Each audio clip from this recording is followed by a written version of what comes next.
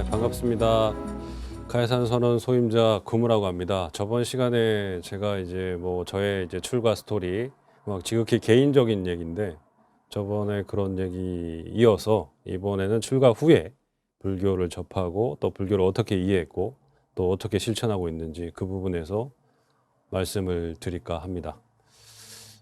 일단 출가의 동기는 고통이었고, 그래서 그 고통으로 인해서 이런 세상을 바라보는 인식의 전환이, 나름의 인식의 전환이 왔었고, 그래서 그 인식의 전환을 통해서 출가를 결심했고, 그 출가를 결심해서 출가를 했는데 바로 출가는 못했습니다.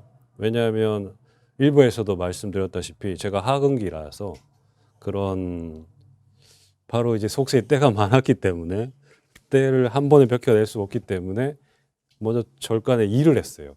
이 종무 직원이라고 하나? 하여튼 그런 일을 했는데 제가 한 것은 납골당이었어요. 납골당에서 안치를 시켜주는 그런 일을 한 2, 3년 했습니다.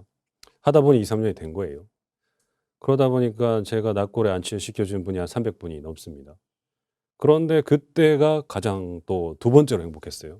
왜냐하면 출가를 준비하는 예행 연습이라서 그 절간에 들어갔고, 또 그때는 사무직으로 들어갔는데 스님이 현장으로 보내버리더라고요. 그래서 어쨌건 뭐 그 현장에서 그런 납골당에서 안치를 시켜주는 걸 배우고 삽질도 하고 또 거기서 뭐 경비도 있거든요. 절간에는 경비도 쓰고.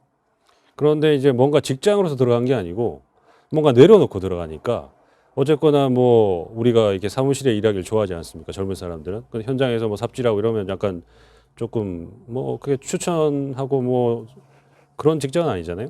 그렇다 보는데 저는 그때 있을 때 엄청 좋았어요. 그러니까 이제 생각의 차이인 거죠. 그냥 내려놓으니까 그런 뭐 납골당에서 안치시켜주고 날마다 우울한 슬픈 고객들이야.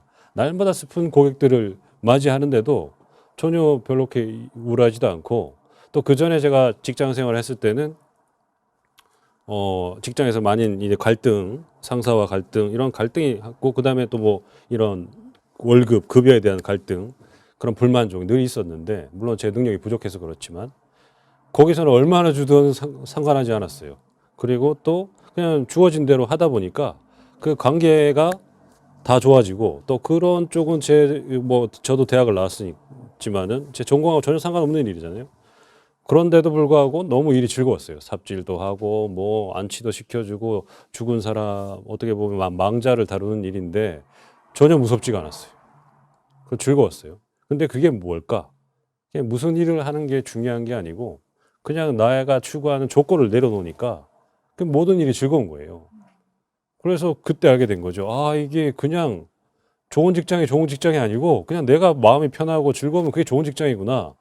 그 사실상 그 급여도 얼마 안 되는 그 절간의 일을 했지만 그때 오히려 더 행복했고, 또 출가라는 숙제가 있었긴 하지만 어쨌거나 저를 적응하는데 엄청 큰 도움이 됐죠. 그래서 거기 납골당에 한 300명 정도 안치를 해드리고, 그리고 이제 출가를 결심해서 이제 자꾸 집에서 가라고 하니까 언제 가냐고 자꾸 물어보니까, 그래서 이제 이제는 가야겠다 싶어서 저를 채용해준 그 스님한테 어느 절로 가야 되니까 해인사라고 하라 해서 저는 해인사로 가게 됐죠. 그 스님 밑에서 그 납골당에서 엄청 힘들었는데 즐거웠어요. 근데 사실 육체적으로 힘들었거든요. 근데 엄청 힘들었는데 해인사를 가니까 또 엄청 힘든 거예요. 그래서 거기 가서 해인사 갔을 때 그 스님을 조금 원망을 했죠. 아니 그렇게 힘들게 납골당에서 젊은 나이 일하기 쉽지 않은데 일했는데, 내려놓고 일했는데 출가하면 좀 좋은 데를 보내줘야지 이런데 힘든 데를 보내줘서, 그래서 좀 원망을 했는데 어쨌거나 그 9시에 자고 3시에 일어나는 시간이 쉽지가 않았어요. 너무 힘들었고 날마다 뛰쳐나오고 싶은 생각이 수백 번 했습니다. 사실상. 자, 아까도 일부에서도 말씀드렸다시피 저는 하근기이기 때문에 상근기가 아닙니다. 그런데 희한하게 저보다 더 상근기 있는 출가자들이 뭔가에 부딪혀서 나가는 거예요. 근데 제가 부딪혀서 나갈 때쯤이면 뭔가 이렇게 일이 풀려요. 그래서 그게 뭐 저의 인연인지는 모르겠지만, 그런 시절 인연인지는 모르겠지만 나도 튕겨 나가야 되는데 희한하게 그게 무마가 된다든지, 내 차례가 됐는데 없어진다든지, 아니면 바빠진다든지, 희한하게 그런 고비를 내 의지로 넘는 게 아니고 그 상황이 넘게 해주더라고요. 그래서 이게 뭔가 내가 여기가 맞는가 이런 생각도 들었지만 어쨌거나 그런 환경적인 혜택을 받았지만 그래도 나오고 싶었습니다. 왜냐하면 9시에 자고 3시에 일어나는 게 쉽지가 않았어요. 그리고 뭐 반야신경도 외워야 되고 이산 해연선사 발언문도 외워야 되고 목탁 치는 것도 외워야 되고 하여튼 모든 걸 다 외워야 되고 그다음에 공양가래 행자로서 일할 때 뭐 채공도 봐야 되고 그다음에 뭐 공양주도 해야 되고 갱두장 부전장이라고 하는데 국 끓이는 거 이 크다란 이제 소스에 국 끓이는 거 그런 것도 해야 되고 또 그 다음에는 행자반장도 해야 되고 행자들 관리하고 출가하는 행자를 스님이 받아들일 것 같지만 큰 절에는 스님이 받지 않아요. 행자반장이 받아요. 그래서 행자반장이 아직 뭐가 된다고 왜 출가했어요? 이렇게 물어봐요. 그럼 어이가 없죠. 근데 처음 출가한 사람은 몰라요. 이 사람이 행자인지. 그렇다 보니까 뭐 일대사를 해결해서 출가하러 왔습니다. 그러면 뭐 삼천배 하세요. 그런데 그 다 행자반장이에요. 출가한 지 1년도 안 된 사람들이 출가한 사람들을 이끌어가는 거죠. 그러니까 거기서 얼마나 부딪히겠어요. 그래서 정말 순수한 마음으로 출가를 했는데 그 행자반장 때문에 튕겨나간 사람도 많아요. 그래서 그런 것도 많이 봤고 그런데 요즘 추세에는 이제 조금 이렇게 우울증 환자들이 출가하면 낫는 줄 알고 출가를 많이 하거든요, 또. 근데 출가해서 낫지 않습니다. 아까도 말씀드렸다시피 제가 일부에서 그런 천도제와 의식에 있어서 왜 얘기를 했냐면 그런 의식이 약한 상태, 아니 완전히 이 의식에 갇힌 상태에서는 그런 환경에 바꾸면 힘들어요. 그래서 그런 것은 그 힘든 상태에서를 불교에서는 이렇게 뭐 등급을 매기면 안 되지만 이해하기 쉽게 이제 하근기라고 하는데 하근기는 이렇게 연민과 이런 따뜻함으로 이해를 시켜주고 감싸줘야 돼요. 그래서 기본적인 근기가 체력이 됐을 때 그런 생활이 가능한 거지. 자체적으로 약한데 뭐 하드하게 막 이렇게 훈련시킨다고 출가시켜가지고 하면은 오히려 단기간은 괜찮아요. 왜? 새로운 환경에 적응해야 되니까 자기가 앓던 그 우울증이라든지 우울감이라는 걸 잊어버려요. 근데 이 환경에 3개월 이상 지나면 적응해 버리잖아요. 우울감이 다시 밀려와요. 이 환경에 어느 정도 적응하면. 그렇기 때문에 출가가 우선이 아니고 제가 일부에서 왜 그 조상의 족보에 있는 조상을 다 천도시켰다는 게 그 조상의 천도 조상들이 다 어느 하늘나라에 천도됐다는 그런 의미보다 이 하근기의 의식이 나의 의식에 갇혀 있기 때문에 그 의식을 의식으로서 행해진 의식으로서 의식의 전환이 오거든요. 그래서 나를 위해서 뭔가 의식을 하고 있네. 또 그런 스님들이 나를 위해서 뭔가 해주고 있네. 그 스님들이 신뢰가는 스님들이 나를 위해서 뭔가 해주고 있네. 거기에 대한 믿음이 생기기 때문에 나의 갇힌 의식이 조금씩 바뀌기 시작하는 거예요. 나는 환자다, 뭐 나는 공황장애다라는 의식이 이제 건강한 의식으로 바뀌기 시작하는 거죠. 위로받는 거예요. 그렇게 위해서 천도를 한 거지. 또 그 천도 속에 천도제가 뭐 딴 게 없잖아요. 그 의식 속에 부처의 경전을 전해주는 거잖아요. 그래서 부처의 불법의 인연을 맺게 해주는 거지. 그래서 저는 이제 그때 그 의식이 필요했던 거죠. 그래서 이제 그 건강해지니까 출가를 한 거고 출가를 하면서 이제 그런 습관적인 변화, 이제 그런 출가하면 행자들이 해야 되는 역할 그걸 하면서 기본적인 이제 내려놓음 그다음에 뭐 이렇게 수용이라고 하죠. 그 환경을 수용을 해야 되니까 그 수용하는 게 어거지로 되는 거죠. 내가 이걸 이해하대가 아니고 야 출가한다고 똥똥 치고 왔는데 여기 너무 힘든데 돌아가야 되는데 근데 돌아가면 이 입장이 희한한데 야 늦었네 이게 우리끼리 하는 표현인데 유턴 없는 고속도로입니다. 일단 고속도로 올라타면 가야 돼요. 근데 어떻게 돼요? 속도를 놓치면 어떻게 돼요? 뒤차고 사고 나죠. 그냥 무조건 일정한 속도로 가야 돼요. 나는 유턴하고 싶고 이 고속도로 내려가고 싶은데 유턴 없는 고속도로이기 때문에 무조건 다 가야 돼요.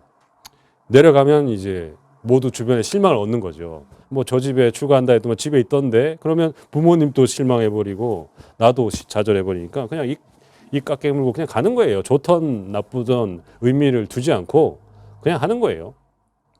그래서 이제 그렇게 하다 보면 어느 순간 이제 짧디 짧은 아니면 길다고도 느껴지지만 이 행자 생활이 끝나고 삼위계를 받게 되죠. 근데 저 같은 입장에서는 행자 생활할 때 해인사 강원이 보이거든요. 그럼 강원 생활이 보인단 말이죠. 그러면 야 행자 끝나도 고생이 보이니까 행자 기간은 길어봐야 1년인데 행자 끝나면 또 4년을 고생을 해야 되니까 야 거기 저기를 가야 돼. 그게 엄청 밀려오는 거예요. 근데 그 생각에 많이 이탈해요. 강원 이탈한다는 표현이 안 맞지만 강원 안 가고 이제 다른 제방으로 가시는 분들도 많아요. 근데 뭐 일단 겪어보면 별거 없는데 겪기 전에는 이제 상상이 그걸 만들어내니까. 그래서 일단 강원에 입방을 합니다. 입방 전에 이제 먼저 은사 스님 이제 사무개를 받고 은사 스님을 모시러 이제 은사 스님 절에서 한 6개월 정도 은사 스님 밑에서 나무하고 군불 떼고 그때 이제 저의 그런 에피소드가 많이 생겼는데 잠깐 우스갯소리로 하나 얘기하자면 이건 나중에 제가 지은 말이에요. 나무해야 금불. 그러니까 남이나무 탑을 뭐 이렇게 이런 연불이 있잖아요. 근데 저는 이제 나무해야 금불. 이 의미는 그거예요. 실천적인 불교. 이 군불을 떼야지 이제 따뜻한 방에 잘 수 있으니까 나무를 해야 군불을 뗄 수 있고 거기서 또 내가 생활을 할 수 있고 그게 수행이다라는 생각이 그 짧은 그때 제 나름대로 그냥 재밌게 표현한 거예요. 그래서 나무해야 군불, 나무해야 군불. 그게 실천적인 거. 나무해야 군불 떼니까.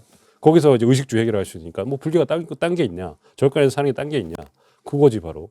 그래서 내 나름대로 이제 이름 붙였는데 나중에 이 도반한테 얘기했더만 사이비 종교 같다고. 그래서 일단 없앴던 얘기입니다. 어쨌거나 이제 그렇게 이제 은사 스님이랑 6개월 시봉하고 다시 이제 강원에 입방을 합니다. 입방하는데 이제 해인 강원은 뭐 많이들 들어보셔서 많이 알겠지만 1학년이라고 하죠. 1학년, 2학년, 이제 4학년 과정인데 4년제 대학교처럼 비슷한데 1학년 1학기만 마치면 강원생활 반했네 이런 말을 합니다. 그러니까 1학년 1학기 때 이 선배들이 속물을 다 빼줍니다. 강압적으로. 그래서 강압적으로 빠지기 때문에 속물이 안 빠지는 사람은 다 집으로 돌아갑니다. 근데 집으로는 안 가고 다른 제방으로 가죠. 그래서 뭐 자랑은 아니지만 그때 제 도반이 하던 거의 10명 가까이 있었는데 거의 다 나갔습니다. 근데 이게 심리작용인 거예요. 와, 여기 못 버티겠다. 아니면, 여기 나랑 안 맞다. 여기 뭐 그냥 괴롭히네. 뭐 이런 생각. 야, 나도 인격이 있는데 인격 무시당했네. 이런 별의별 생각이 다 들어요. 처음에는. 그 습이라, 입방하면 습이를 하는데, 왜냐하면 어느 제방이든 그 제방을 생활하려면 거기에 맞는 습관과 습이가 있어요. 그 습이를 먼저 주입시켜 주는 거죠. 여기는 화장실이고 화장실은 언제까지 이용해야 되고 여기가 수학장이고 수학장은 1학년 여기 이용해야 되고 공양가는 여기도 1학년 어디서 밥 먹어야 되고 이런 모든 습이 이거를 습이시켜준 과정이 있는데 그게 이제 그 과정에서 많이 이탈해요. 왜냐하면 이제 힘들기도 하고 쉽지도 않고 그래서 그 1학년 때 주는 이제 생활 습이 습첩 같은 거 보면은 정말 빡빡해요. 1분 1초도 자기 시간이 없어요. 정말 이렇게 뭐 10분 뒤에 무슨 일이 있어야 되고 또 10분 뒤에 뭘 해야 되고 엄청 많아요. 거기에 질려버리는 사람도 있고 힘들어하는 사람도 있고 또 이제 대인관계 그런 부분에서 문제가 되는데 그때는 다 자기 생각에 맞다고 나가요 사람들이. 저도 뭐 그분들보다 뛰어나서 있었던 건 아니에요. 저도 뭐 나가야지 하다가 뭐 그렇게 하루 이틀 지난 거지 정말 있기 힘들어요. 저같이 이제 처음부터 그런 생활을 했으면 모르겠지만 밖에서 사회생활을 많이 한 사람은 더 힘들어요. 그 밖에 관념과 개념이 더 있기 때문에 그 계속 잣대가 돼요. 이게 맞나? 이게 뭘 바른 거야? 언제까지 이렇게 살아야 돼? 뭐 이런 것들이 계속 나를 괴롭히고 이제 판단하게 되죠. 나가야 된다. 있어야 된다. 날마다 판단하게 돼요. 그렇다 보니까 그 판단을 실천한 사람은 나가게 되는 거고 근데 그 판단하는 사람들이 대부분 오류가 뭐냐면 탓을 해요. 환경 탓, 뭐 또 남 탓, 타인의 탓을 하는데 막상 나가보면 금방 알게 되죠. 그 두 다리를 끄집고 나간 건 나라는 것을. 주변이 뭐 나랑 안 맞아. 여기 나랑 견해가 달라. 하더라도 그 두 다리를 움직인 건 나예요. 그래서 그 일주문을 넘어 나가는 건 나라는 것을 알게 돼요. 저 같은 경우에도 이제 왜 이 얘기를 공감하냐면 저도 나가봤기 때문에 저도 무단 이탈을 했죠. 1학년 때 무단을 했다가 3일 정도 나갔다 왔는데 그때 이제 뭐 저번 이제 어디서도 제가 한번 말씀드린 적이 있는데 복귀에 대한 두려움. 어제가 나가니까 후회되는 거예요. 나갈 때는 이야 드디어 자유다 이렇게 했지만 나가니까 이제 그때부터 밀려오는 모든 어떻게 해야 되는지 모르는 집으로 가야 되나 뭐 어떻게 출가를 했는데 어떻게 해야 되지 다른 제방으로 가야 되나 막막할 수밖에 없어요. 그 막막함이 밀려옴으로써 오히려 후회가 돼요. 나오면 야 그냥 안에서 나를 그렇게 괴롭혔지만 거기가 편했구나라는 걸 알게 돼요. 몸은 힘들지만 정신적으로는 뭐 조금 더 덜 피곤하니까. 그래서 이제 다시 복귀를 하게 되죠. 복귀를 했는데 그 복귀하는 게 쉽지가 않아요. 그런 말이 있어요. 해인사의 일주문 문턱이 높다. 그 말이 있는데 그 문턱이 엄청 높아요. 실질적 문턱은 이렇게 물은 비치지만 심적인 문턱은 저기 막 엄청 높은 3m 이상의 담처럼 보여요. 한 번 나오면 다시 못 들어가요. 왜냐면 들어가면 이제 지옥이 되니까. 이제 일주문 무단 이탈을 하게 되면 그에 대한 참회가 있기 때문에. 그래서 저도 이제 거기서 무기한 참여를 했죠. 그래서 뭐 참여할 때 개심죄에 걸렸어요.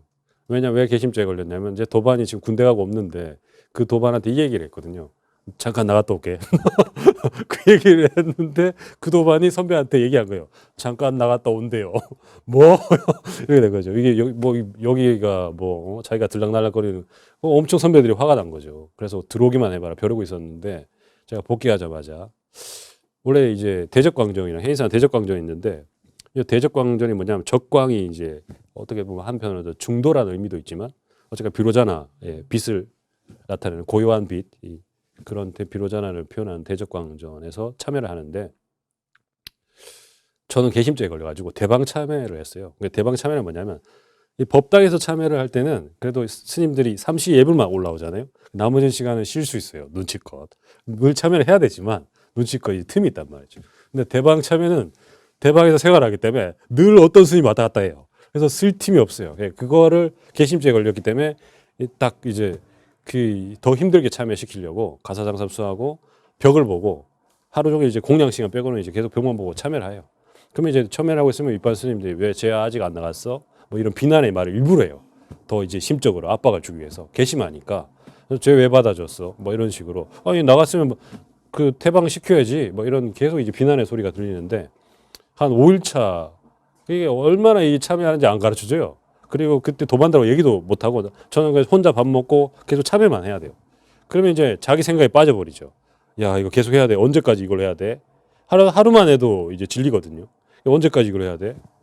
언제까지 이걸 해야 돼? 아 나가야겠다. 도저히 못하겠다. 그래서 5일차 정도 했을 때 한계가 온 거죠. 그래서 이제 나가려고 결심하는데 그 표정이 드러나요. 그래서 그거를 윗반이 읽어요. 왜냐하면 먼저 경험한 사람이기 때문에 얘 맛이 갔구나 라는 걸 윗반이 귀신같이 알아요. 그래서 윗반이 저 그때 찰정 스님인데 그 스님이 저한테 와서 참여를 멈추라는 거예요. 그래서 저하고 같이 산책하자고. 그 산책하는데 특별한 말 없이 그냥 아무 말도 안 해요. 따라오라 해서 따라갔다가 저기 이제 회의사 화장원 운동장 뒤에 보면은 계곡 같은 데가 있는데 거기 이제 계곡 잠깐 갔다가 왔는데 거기서 그냥 1시간 정도 멍하게 앉아 있었어요. 아무 말도 안 해요. 그냥 선배 스님이. 그리고 이제 다시 들어가자고 했는데 그때 제가 나가고 싶은 생각이 없어졌어요. 잠시 앉아 있었는데 그 고비 한 고비 넘긴 거죠. 감정에. 선배들이 대부분 이렇게 얘기해요. 자기가 힘든 1학년 과정을 지났기 때문에 이제 조언 아닌 조언이 이렇게 해요. 감정에 속지 마라. 그러니까 나가야겠다. 너가 나와 안 맞다. 그 감정에 안 속으면 안 나가는 거예요. 근데 그 감정에 속아버리면 나가는 행동을 실천하는 거죠. 그 감정에 속지 마라. 근데 이 나가서 복귀해서 10일 참여를 했는데 10일 참여하면서 알게 된 거죠. 야, 3일 나갔는데 10일 참여하니까 안 나가는 게 훨씬 낫구나. 감정에 속으면 더 손해라는 걸. 원래 그 자기 자리가 좋다는 걸 그때 알게 된 거죠. 그래서 그 참여하고 어쨌거나 강원 생활을 잘 했습니다. 제가 그 저번 시간에 말씀드렸던 이전 대승 불보살에 대한 그런 그 부처의 가피라고 해서 근데 그렇게 불교를 접했다면 이제 강원에 오면 이제 대승적인 거 하고 뭐 서장, 뭐 선적인 서장, 기본적인 거, 뭐 금강경, 하엄경, 뭐 법화경 이런 거 다 배우게 되는데 또 니까야 뭐 초기 불교도 배우게 되는데 대승적인 접근을 해왔기 때문에 뭔가 불교에 대해서 갈피를 못 잡아요. 강원에서는 그걸 이제 갈피를 잡게 해주는데 뭐 이런 초기 불교부터 다 가르쳐 준단 말이죠. 그래서 이제 초기 불교가 좋은 게 뭐냐면 이론적으로 뭐 우리가 부처가 핵심 사상이 뭐 사성제 8정도, 뭐 12연기 중도 사상 뭐 이런 것들을 습득하기 아주 좋아요. 그래서 그런 걸 이제 체계적으로 배우게 되고 체계적으로 접근하게 되죠. 그래서 강원에서는 그런 것들을 좀 많이 체계적으로 접근했고 또 많이 알게 됐죠. 계율이라는 것도 어떤 걸 알게 됐고 뭐 선방에는 어떤 걸 하는 걸 알게 됐고 또 강원에서 어떤 것을 가르쳐 주는지. 강원에서는 기본적인 스비, 중무를 들이기 위한 스비 그리고 뭐 그 속에는 뭐 목탁 치는 거, 뭐 사물을 치는 거, 복고 치는 거, 행사 복고 치는 거 유명하죠. 그런 것들을 다 가르쳐 줘요. 그래서 불교에 대한 이제 그런 전반적인 흐름 이런 걸 이해하게 되고 또 그런 불교적인 이해력이 높이는 데는 초기 불교가 조금 더 와닿았다라는 점이죠. 그 마지막으로 또 말씀을 드리자면 저희 해인사는 하엄종인데 그 의상조사 법성계라고 하죠. 이 의상조사가 그 80권 되는 하엄경을 210자로 줄인 게 법성계입니다. 근데 그 법성계 210자 법성계를 다시 8글자로 줄인 게 법계도에 이제 210자가 법계도로 돼 있는데 그 법계도가 출입이 들어가면 나올 때 출입문과 똑같은 부분에서 나온단 말이죠. 그래서 그게 8글자로 다시 줄이면 행행도처 지지발처라고 하는데 그게 해석을 하자면 출발이 종착점, 종착점이 출발점 그 얘기예요. 그래서 이게 처음에는 이해가 안 되는데 이게 이제 교리를 이해하고 그 다음에 이제 선적인 공부를 접근하게 되면 대부분 선사들이 똑같은 말을 해요. 출발이 종착점 뭐 이런 말을 합니다. 그리고 또 어떤 사람은 또 약간 뭐 우리가 파랑새는 집에 있다. 뭐 원각 돌아가쳐 깨닫는 곳은 따로 있는 것이 아니다. 뭐 현금생사 즉시 바로 지금 이 자리다. 늘 그 자리를 표현하거든요.